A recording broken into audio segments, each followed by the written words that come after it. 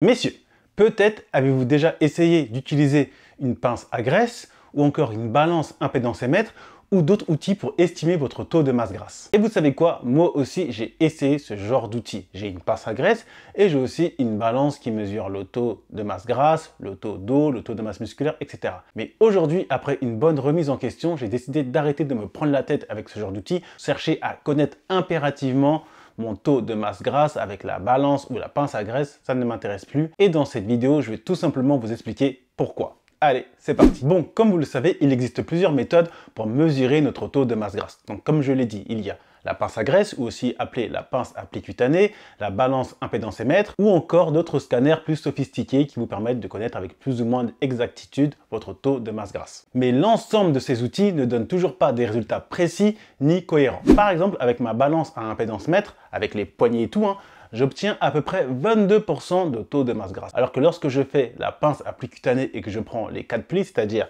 biceps, triceps, supra-iliaque et sous-scapulaire, bah là, j'obtiens 16% de masse grasse grosso modo, avec le tableau de référence qui est compris avec. Donc, entre ces deux mesures, il y a quand même une différence de 8%. Donc, lequel croire au final? Ces écarts montrent que ces mesures ne sont que des indicateurs approximatifs, très influencés par exemple par l'hydratation, l'heure de la journée ou encore la technique utilisée. Donc, je me suis tout simplement dit qu'en réalité, faire confiance à ces chiffres pour suivre sa progression, ce n'est pas forcément pertinent. Donc, à l'heure actuelle, j'ai investi dans une balance à impédance mètre qui m'a coûté aux alentours de 100 €, mais je ne l'utilise presque plus. À l'heure actuelle, elle prend la poussière.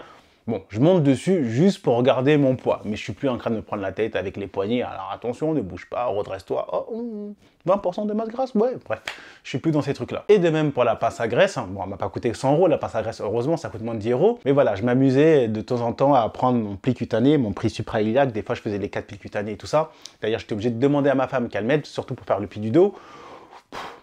Bon voilà, la même chose, apprend la poussière. Et j'ai donc décidé de remplacer cette recherche que j'avais à connaître mon taux de masse grasse avec plus ou moins d'exactitude par deux mesures qui sont beaucoup plus simples et pertinentes. Car au fond, ce qui compte, ce ne sont pas des chiffres fluctuants, mais des choses très faciles à mettre en place et qui sont, elles, pour le coup, simples, basiques et efficaces. Vous connaissez la chanson sur ma chaîne. Je vous montre ça. Bon, je vous montre ça, vous allez voir, ça va être très simple. Déjà, dans un premier temps, il faut vous munir d'un simple mètre à ruban, d'accord ? Mètre de couturière aussi appelé comme ça. Voilà, ça coûte rien du tout et c'est très facile à trouver. À partir de là, pour la première mesure, on va tout simplement faire le ratio taille-hauteur. C'est-à-dire que vous allez prendre votre tour de taille en centimètres avec l'aide du mètre à ruban par rapport à votre taille en hauteur. Je vais faire un cas concret avec moi-même. C'est pour ça d'ailleurs que je suis torse nu. Je mesure 1,88 m. Je vais prendre cette valeur-là et je vais la diviser par 2 en centimètres. Donc je vais faire 188 divisé par 2. Ça donne 94 cm. Et du coup, il faut absolument que mon tour de taille soit inférieur à cette valeur-là. Donc c'est une valeur très intéressante qui est soutenue par beaucoup d'études sérieuses et qui nous permet à la fois d'être sûr d'avoir un physique esthétique, d'avoir le ventre plat, voilà, éventuellement les abdos visibles, etc. Et surtout d'éviter au possible les risques de problèmes métaboliques tels que les problèmes de diabète ou tout ce qui est maladie cardiovasculaire et respiratoire. Ok ? Pour ce faire, pour faire le tour de taille, je prends mon mètre à ruban. Vous voyez là, il y a l'os de la crête iliaque, d'accord ? Je vais aller légèrement au-dessus. Voilà. Et là, moi je vais légèrement au-dessus. En général, le mètre il passe au-dessus, légèrement au-dessus du nombril. Donc je prends mon mètre à ruban. Hop, tranquillement. Je vais faire en sorte que celui-ci soit bien à l'horizontale derrière. Je ne vais pas rentrer mon ventre, car j'ai une respiration normale. Okay, je ne peux pas compresser, il ne faut pas que je pince ma peau. Hop, je vais juste aller le poser et tranquillement aller poser comme ceci. Voilà, sans forcer.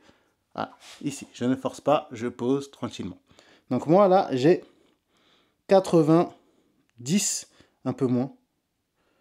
Ouais, on va arrondir à 90, d'accord ? Donc j'ai un tour de taille de 90 cm. Donc pour moi, je suis dans le vert. Vu que je fais 1,88 m, il ne fallait pas que je sois au-dessus de 94 cm. Je rappelle que je pèse 99 kg à l'heure actuelle. Je me suis posé ce matin justement avant de vous faire ces mesures-là, d'accord ? Bien entendu, ce sont des mesures qu'on va faire à jeun. On ne va pas s'amuser à manger, à avoir le ventre rempli d'eau et de nourriture pour faire le tour de taille. Ça n'a aucun sens. Ensuite, pour la deuxième mesure, donc là c'est le même principe, mais cela nous permet de voir un petit peu la répartition de la graisse corporelle. Donc c'est assez intéressant et il y a toujours ces mêmes critères esthétiques et de santé.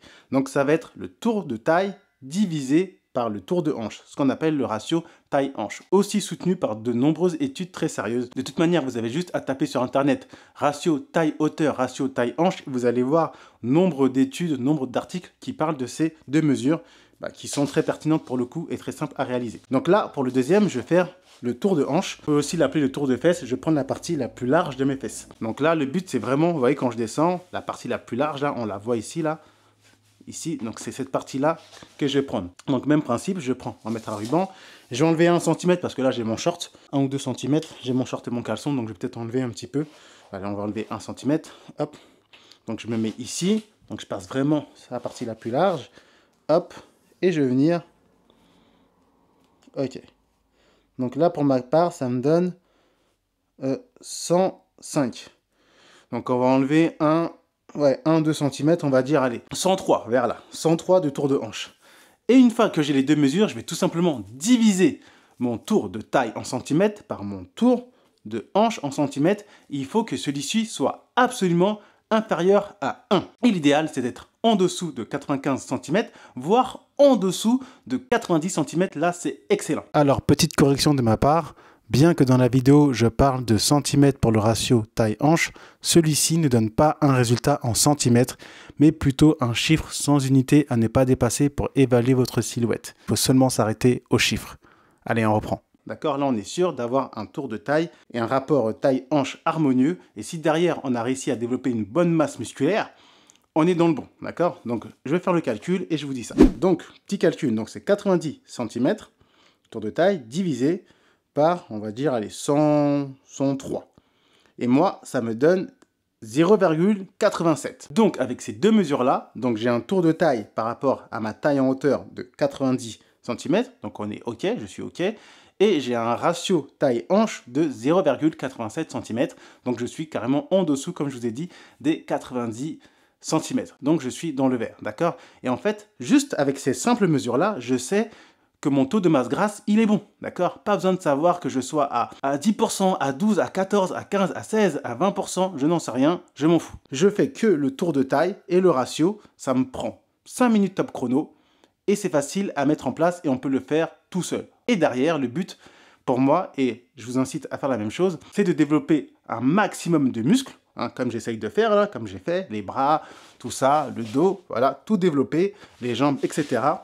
en faisant en sorte de garder un tour de taille OK dans la zone qui vous correspond.